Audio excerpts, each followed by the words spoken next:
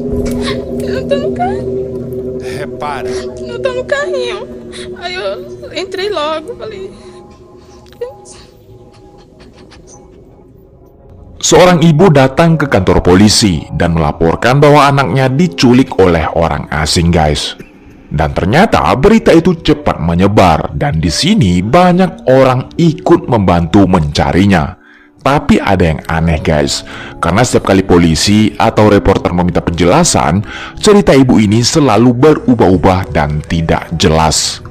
Sang ibu ini menangis terseduh-seduh. Nah, di sini yang jadi pertanyaan, apakah tangisan itu benar-benar karena kehilangan anaknya? Titik-titik tanda tanya, guys. Dan ternyata, guys, ada rahasia besar yang ia sembunyikan. Apa yang sebenarnya terjadi? Simak di channel Jamur Story ini, di mana membahas kasus, tragedi, kisah nyata yang terjadi di seluruh dunia. Dan kisah nyata kali ini berjudul Ngeri, bayi sendiri menjadi sup. Bagaimana kisahnya? Dan inilah kisahnya.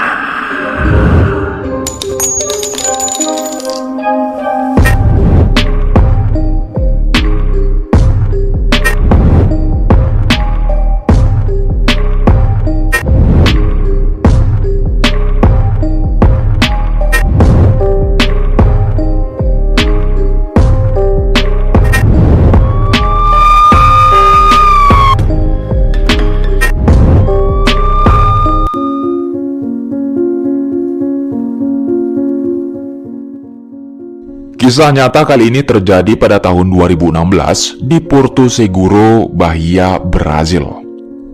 Seorang wanita bernama Renata Cerqueira, berusia 20 tahun. Dia ini masih tergolong wanita muda, guys, dan dia bekerja sebagai babysitter. Dia adalah seorang ibu muda dengan seorang bayi laki-laki berusia 2 bulan bernama Nathan Victor Cerqueira.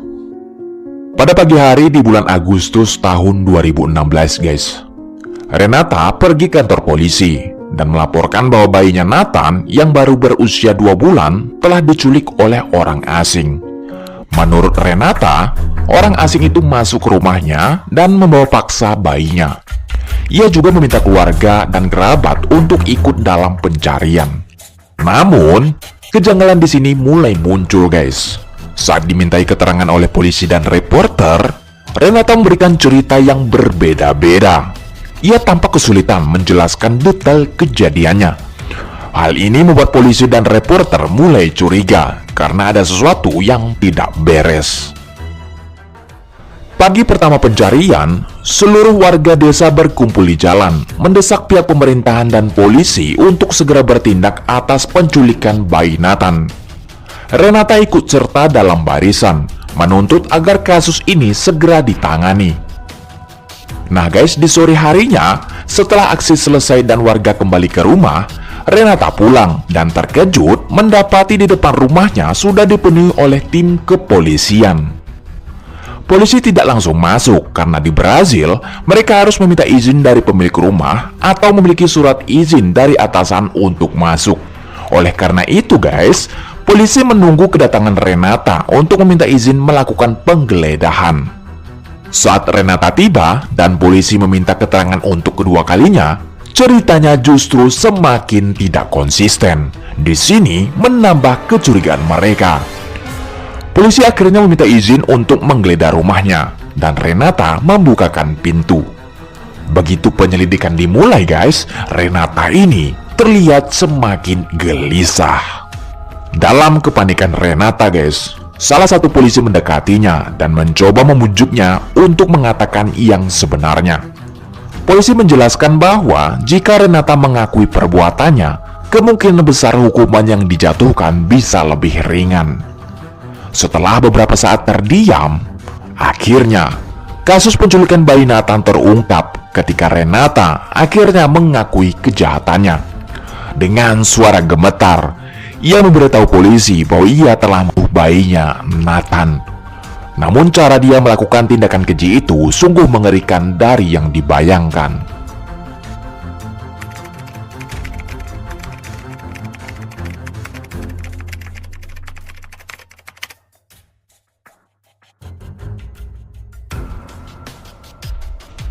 Polisi yang menggeledah rumah Renata, polisi menemukan terbungkus dengan plastik berada di lemari baju milik Renata, guys. Berdasarkan keterangannya, setelah dia melakukan aksi keji kepada bayinya, ia lalu pergi ke kantor polisi untuk melaporkan jika ada orang asing yang masuk ke rumahnya dan mengambil bayinya Nathan secara paksa. Setelah kembali dari kantor polisi, Renata pulang ke rumah dan melanjutkan rutinitasnya seperti biasa, yakni memasak, mencuci, dan membersihkan rumah. Pada hari itu, ibunya datang untuk mengunjungi dan bertanya tentang bayi Nathan. Ketika ibu Renata bertanya mengapa Nathan tidak ada di rumah, Renata menjawab dengan nada marah dan tidak suka dengan pertanyaan itu. Ia mengklaim bahwa bayi Nathan sudah diambil orang dan tidak ada lagi di rumah tersebut. Berdasarkan keterangan Renata, guys, ia mengatakan bahwa ia tidak membunuh bayinya, tetapi mengaku bahwa bayi Nathan meninggal saat berada di dalam bak mandi. Menurut Renata, bayi itu tenggelam ketika bermain di dalam bak mandi.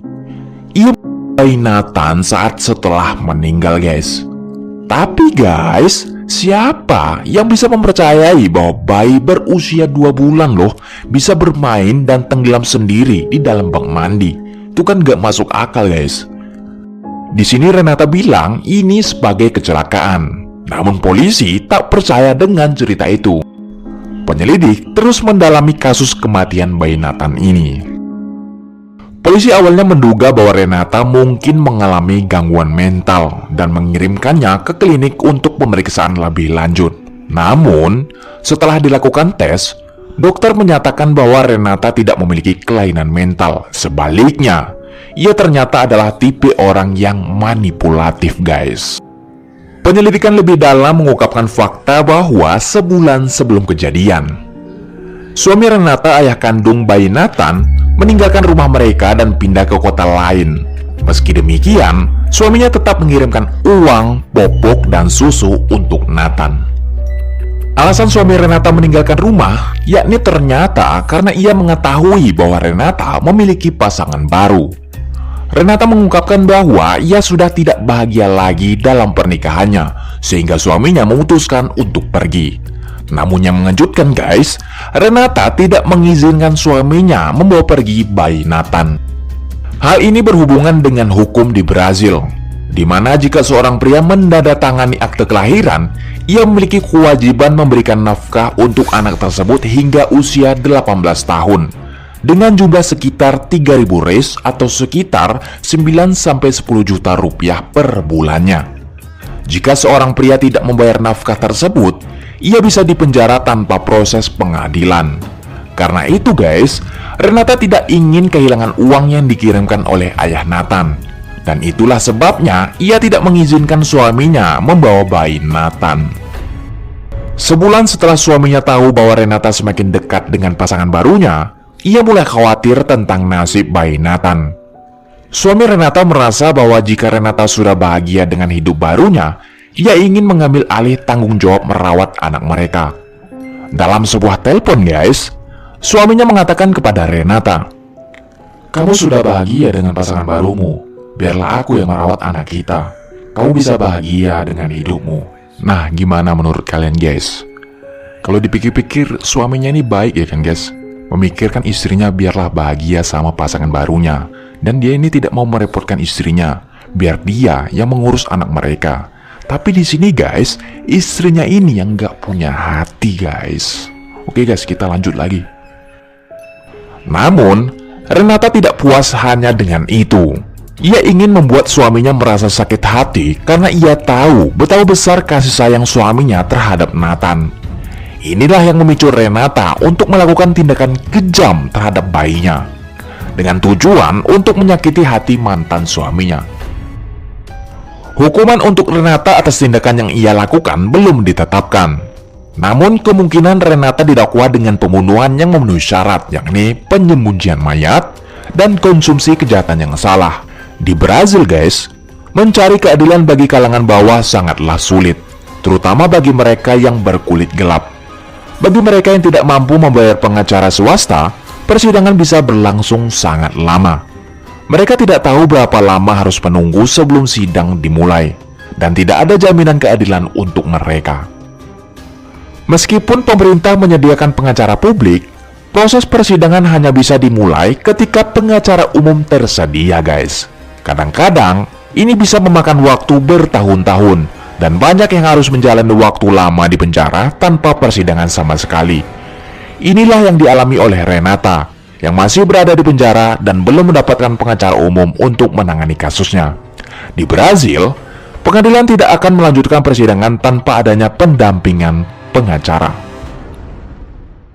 Pesan dari cerita ini adalah pentingnya tanggung jawab orang tua dan dampak buruk dari membalas dendam.